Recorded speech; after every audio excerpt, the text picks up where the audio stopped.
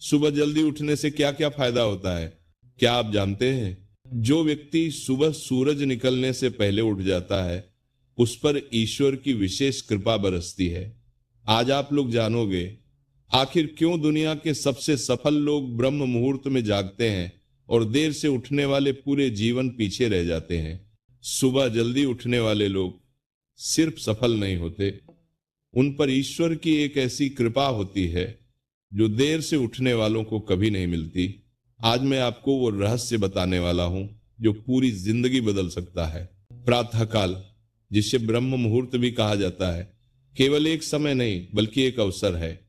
ये वह दिव्य वेला है जब ब्रह्मांड की सकारात्मक ऊर्जा पृथ्वी पर सबसे अधिक सघन होती है।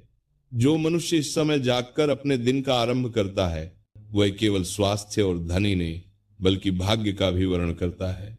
परंतु जो इस अमूल्य समय को नींद में गंवा देता है, उसके जीवन में धीरे धीरे आलस्य, दरिद्रता और दुर्भाग्य अपना घर बना लेते हैं। किसी समय धर्मपुर नामक एक अत्यंत समृद्ध नगर था। उस नगर में जीवन इतना सुखमय था कि ऐसा प्रतीत होता था मानो देवलोक का एक टुकड़ा ही धरती पर उतर आया हो।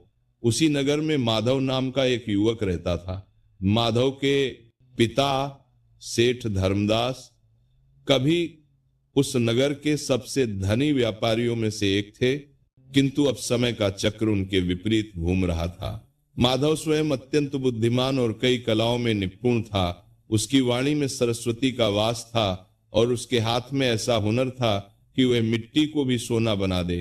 परंतु उसे एक बहुत बुरी आदत थी, देर तक सोने की।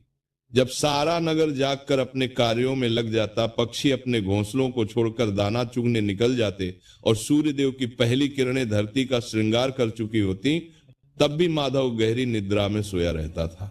वह तब उठता जब सूर्य सिर पर आ जाता और दोपहर होने को होती। उठने के बाद भी उसके शरीर में आलस्य भरा रहता था। वह अपनी कलाओं का अभ्यास नहीं करता, पिता के व्यापार में हाथ नहीं बंटाता, बस मित्रों के साथ व्यर्थ की बातों में और मनोरंजन में अपना समय गंवा देता। वहीं दूसरी ओर उसी नगर में केशव नाम का एक साधारण युवक भी रहता था। केशव के पिता एक सामान्य किसान थे और उनके पास अधिक धन संपत्ति नहीं थी, परंतु केशव में एक गुण था जो उसे सबसे अलग बनाता था। वह प्रतिदिन ब्रह्म मुहूर्त में उठता था, सूर्योदय से दूरी था। वही कुर्बानान में लुरकू घड़ी पूर्व उठकर वह ध्यान करता, अपने माता पिता के चरण स्पर्श करता और फिर अपने कार्यों में जुट जाता। वह खेती में अपने पिता की सहायता करता और बचा हुआ समय नगर